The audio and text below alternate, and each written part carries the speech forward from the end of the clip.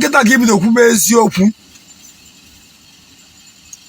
isi bụ na Igbo Okongwu Dibia adreesị ụmụ agbara ọ isi na ịbụ mana kịta na eburu ozi Okongwu Dibia nke iji abụzi adreesị ụmụ agbara ịbụzi na abụzi blọga ị na-agazi nke ndị dibịa onye rụziri ibupụta n'ihu akwụkwọ n'isi ọgwụ onye ọbụla jee ebe ahụ n'ọrụgụ na blọga ibupụtazie ha onye like ya gaa onye like ya emeghị ya ga na mana bifo na awi ịga na nke onye dibịa itubu ya afa isi na ọwa kacha isi na ọwụ mmiri na ama ugo isi ị na-etu afa Igbo nwere nze m ọzọ ekenekwa m unu mgbe onye nwanye njem ọnụ biko ebe onye nọ udo dịrị nwoke udo dịrị nwaanyị nke onye chi na-agaziela n'ụbọchị nke tata biko asị m ndụ azụ ndị mmiri biko na onwe ha chọrọ ikwa ijikwa ukwu gbanyala Okongwu Dibia wee bịakwa n'ụbọchị nke tata maka na ihe anyị nọ kịta bụ ịgbapụ afọ biko ndo ya chi n'ala Igbo anyị ka amalekere ndị a na-aya ọ bụ sọsọ every time a na-akpọkasị yes anyị ma na ndị ọjọọ dị everywhere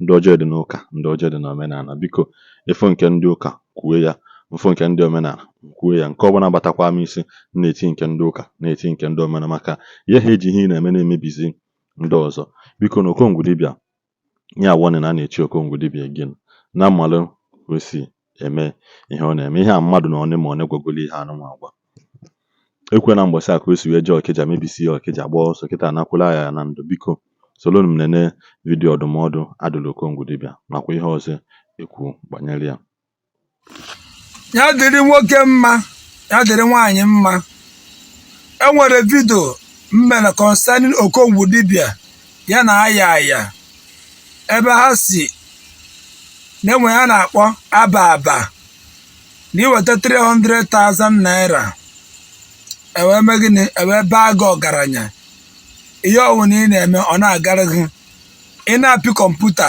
ọ na-agara gị ịpịkwa kọmputa akwa yahoo izu mmadụ ohi ha ga-eme ọ na-agara gị ị na-ebu ntụ na ha ga-eme ọ na-agara gị na ihe ọwụna ị na-eme na ha ga-eme ya ọ na-agara gị n'ọwụ aya family Okongwu Dibia wee pụtakwazie wee sị na ya chọrọ ime giveaway 20,000 naira. Ọrọnaeze ekene nwoke kene nwaanyị a sị na ọ ga-adịlu nwoke mma dịlu nwaanyị mma adịlu onye enu na onye ana mma. I will be giving 20,000 out in this comment and it will be my first live comment, like live my first live name giveaway. So to 4 lucky winners ịkpọ ya aka nọmba akpọkwa n'ope akpọ na ope akpọ na pampe chọọ kpọọ ife dị ka sex UBA and other thing. Abeg no call ope for me, no call pampe for me. You can call Wema or Kingston. Very good. Mana before that giveaway o nwere ife nsị ka m kwuo sịkwa ka m were edokwu onye ọbụla aka na ntị. So I see so many bloggers that call themselves pastors. If they come online, they will be talking rubbish with my name. Amara m ife na-eme ndị Igbo. Mmadụ wepụta ife, ụna akọtịa ya. Mmadụ wepụta ife, ụna akọtịa ya. Nke ọbụla ewepụta, ụna akọtịa ya. That's one thing with Igbo na-ewe m ezigbote iwe. Na mmadụ sị na onwe club, which is a na-akpọ ụmụ ayaya, na ịbati ya, a na-eme ka ife ka nwanne, anọkọ ka nwanne. How does that your business? Ke ka o si gbasa kedu ife bụ orin ya?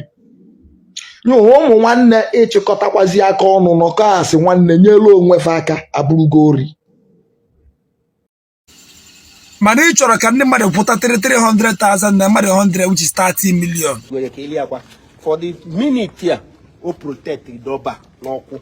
Etu a ko je protect mmadụ for 24 hours, day and night. Ma alụ ọnya tinye afa yi. Inodo obodo Igbo, alụ narị atinye afa yi, ịga gogogo. Inodo mana nku no some people ndị ga-enye ife akịta bụ sịsọ 100 people ka ga-enye. 100 people ga-enye mmadụ bụ each person is 300,000, each person 300,000. Ego eji ego tivo. Apart from this 100 people, ihe ga-ejide enye di mmadụ ma onye chi ya bụ 850,000. Baba. But it was even only give away common 20,000 naira.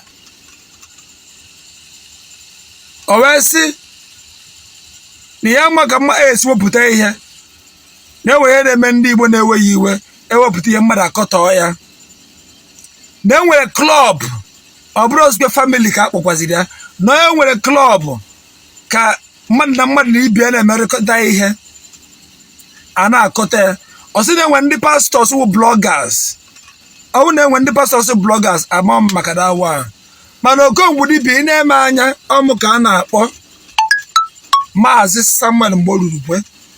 I'm not a blogger and I'm not a pastor and I'm not a prophet nke dị prophetess nke dị evangelist. Ihe mbụ Samuel Okongwu Dibia nwanne m nwoke gee ntị atọwa ụtọ si wepụ aghụghọ. Okongwu Dibia ịtọrọkwazie n'okwu ọnụ sikwazie na klọb ikwu ozugbo na asị na ọsị weta 300,000 naira mmadụ 100 ka eme ha ka ha bụrụ gịnị ọgaranya. 300,000 naira mmadụ 100 pụta 30 million. Okongwu Dibia iwe chọrọ ime giveaway common 20,000 naira out of 30 million ị chọrọ ka eme gịnị ka gụ na aya gather from people only 20,000 naira ị chọrọ ka ime giveaway ka iwe eme gịnị ka iwe clear the air. You cannot clear the air. Nwanne m nwoke wepụ aka enwe n'ofe before ọghọrọ gị aka mmadụ. Ọ bụkwa na ige ntị ọzọ ị ga-anụ ebe Okongwu Dibia si na ya wụ a blogger, a traditional blogger. Nancy Dibia video does not mean Nancy gị jee ebe a ọ na iwu lele bụ na ị ga-aga di ya. I'm a blogger, I'm a content creator. Ugboro one ka mma agwụ ya ọnụ. Hai, Chineke mee. Dibia ọbụla mgba vidio taa bụ ịlaiki ya mmụọ gị nnabata ya o si gị n'obi ije o si gị n'obi rapụ ya eje na asụ na mgba Dibia vidio taa abụrụ na mgbọsị ya vidio si na iwu lili bụ na ị ga-eje ebe a na ọ bụ na ijele ebe a mbịa be ụdọkpụpụta na ife mmeti ihe mba ọ na ọ bụ na ijele ebe a na omegha arrest. No, just view the video, comment whatever you want. You can comment. Gafee, it's not must no Dibia ọbụla njem jee na nke ọ gịta ka ibido kwube eziokwu isi bụ na Igbo Okongwu Dibia adreesị ụmụ agbara ọ isi na ịbụ mana kịta na eburu ozi Okongwu Dibia nke iji abụzi adreesị ụmụ agbara ịbụzi na abụzi blọga ị na-agazi nke ndị dibia onye rụziri ibupụta n'ihu akwụkwọ n'isi ọgwụ onye ọbụla jee ebe ahụ na ọrụ gị na blọga ibupụtazie ha onye like ya ga onye like ya emegịnị ya ga na mana before na wi ịga na nke onye dibia itubu ya afa isi na ọwa kacha kacha isi na ọwụ mmiri na ama ugo isi ị na-etu afa isi onye onye chọrọ ime nke ọ chọrọ ime ya jekwuru onye ahụ agba ihe ị na-egwu na vidio gị kịta na ịtọ ọnụkwazie na si na enwere onye na force ya ga na onye ọna chọrọ ya ga onye achọ na ya ga n'iwu blogger, traditional blogger. Ana m achọ ịgwa ndị ọha na eze ndị Igbo na-anụ ọnụ m ndị nọ Germany, ndị nọ US, ndị nọ America, ndị nọ Canada. Okongwu Dibia from today he was now a blogger, traditional blogger. Any of my comments, I comment about you with a traditional blogger. Kita give the woman came as you. Echabum Nibu Dibia. Ni were a power. Ni were a carrier di chiche. Among them, they were blogger. Emma be fair to and now much and them mother. On your boon against very well. Actually, meet up on your branabu. Your problem in whatever fear. If you fear can destroy you. It will. On a minute, Dibia and you know to hear. I saw Arionia Bunao. Don't insult anybody. But no, no, when I'm Arionia, I'll move with ya. On your material, onye ọbụla metere ga-eji wee mụọ ya amụ ha pụta na-akụ komkom ha na-akụ ana m amụfa amụ ọ bụrụ onye ọbụla ka ị ga-etinye fia n'ime Okongwu Dibia ana m achọ ịgwa gị eziokwu edeceive si na my people allow my people to go edeceive si na my people onye ọna weta 300,000 naira nke ayaya ka ebe ife ike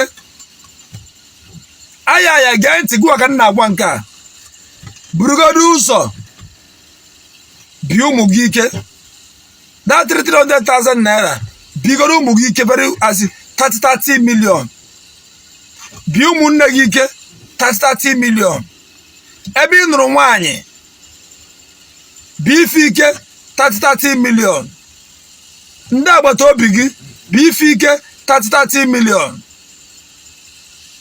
ndị ọgọ gị bụ ife ike 30 million ndị enyi gị bụ ife ike 30 million ndị obodo niile gị ndị na-ewu ndị obodo gị bụ ife ike 30 million gọzie ndị obodo gị niile bụ ife ike 30 million bifo pụta n'ihu akwụkwọ wee chọwa onye ị ga-ebi 30 million maka 300,000 naira tasi mmadụ 100 pụta 30 million so onye ọrụ pụta 300,000 naira is equals to iburu 30 million ị nwere 30 million si gị nna n'anya kara nkara be gị ichenji ya so ibu ike inweghị excess money ọ ga-ebize ndị mmadụ so ayaya na nando so ibu excess power ibu nnọọ nnukwute ike unu arụ since 1990 wadekịra nna n'anya ị nwere ike ichenji ya ruo nnọọ na ọ ga-erucha ụta ewe lift na-adịgo na ya ụmụazị na-enyere gị aka enwere onye gwere ebi 30 million ụmụazị na-achịgharị komkom kankom na-achịgharị ketụl a isiri n'ọkụ ọgweghere enweghị onye ibiri 30 million achọrọ m ka onye ọ na pay attention akpụkpọrọ onye ọbụla ihe iweta rọba gbanye ya n'ubute mmiri si ya n'ọkụ ọ ga-esi ike bifo repuo na-egekwe ntị akwa isinye akwa n'ọkụ highest 5 minutes ọ ga-ego and before ọkụ erepuo that rọba ọ ga-erichebe 20 minutes and iwash ịdịrị ọkụ etiri na this rọba bụ kettle o nwere so much pressure so ị nechara n'ike niile inwe ọ wụrụ nnọọ iji rọba kettle siere anyị akwa a na-egwu na akwa ọkụkọ na ụba o ji akwa tiwe akị anaya nke aha gị nwewuzi ayaya na ndụ iji kettle wee sie akwa kettle erepụ ọ wụ na ị na-ene second kettle o tiri ifu na o tiri rọba close to that one ka obi ga-erepụ ọsịsọ inene nke akwa dị na ya ifu na o tighi ya rọba and secondly anọkọta vidio ya ebupụ ya onye ma mgbe ya ebupụrụ that vidio echenjiri akwa ahụ tinye nke esiri esi that camera adọ steady ka mara nke bụ nke ese vidio ebupụ ya onye rekuru na aghọrọ ya na mpepụ ụwa mmadụ ga-achụchego na ị na-ahapịa una na-emetara ụmụ na afụfa ga-ata una na-amaja ndị mmadụ ga-atụbu unu egwu chere onye ọbụla na-atụ mmadụ egwu ayaya na ndụ gị na Okongwu Dibia wepụ na aka enwe n'ofe bifo ọha aka mmadụ ọ bụ iju ụwa na-ekwu ọ bụ iju ụwa amara m maka ịma ya na-akpa iju ụwa unu edeceive na ụmụnne m ndị niile nọ na abroad n'ebe na-dị iche iche na-agba mbọ unu na-anapụ ha ego one way in another problem unu jaba na this kind of mess is because unu chọrọ ime here by all means nganga pride ị chọrọ ka ibute ike ha ya esi ibute ike ahụ na gịrị ka ị eji ebe eme oruo Christmas ịbata iburu moto ị na-eme mkpọtụ ị na-anya fụ ịpụtara main road block o main road na village maka ị blọk ebe ndami nọ ndami agbanyego otu ọnụ egbe mana iruo na village gị ị blọk o main road a na-etugu emi Japan emi America emi Australia emi China oke afọ na-egbu nwa nkịta majority of people ihe eji achụ ego wu ka ha mee their fellow human being intimidation ebe ọ na nwaanyị nọ na ha ebuo ya vam enwere onye na-achụ ego ka onye na nwanne ya aka majority ndị na-achụ ego ka nyere nwanne ya aka the few many people na-achụzi ego ka mee ndị mmadụ intimidate buo nwaanyị ka respect ha the many. That's the reason why unu ji achọkwu mbute ego onye unu na-akpa ego akpa na-akpa ego ka onye na nwanne ya aka ma onye chọrọ ibute ego ebute chọrọ ka o mee ndị mmadụ intimidate ka atụbụ ihe egwu ọ pụta gbuo ogbu ka eme ihe o kwuru ka ndị okenye gabara ya ozi. That's the reason why unu ji eme are we a victim of all this mess. Iweta 300,000 ije kwiri mmadụ ibe gị otu afịfịa kechie chọ nonsense na-esi isi kechie nye gị ị na-ezuzugharị debe ahụ na ị gwọrọ ọgwụ gịnị uche ọgwụ ka ị gwọrọ. Okongwu Dibia wepụ aka enwe n'ofe bifo ọghọrọ gị aka mmadụ aya ya na Nando unu edisives na ụmụnne m ndị nọ abroad na-agba mbọ na-ata afụfụ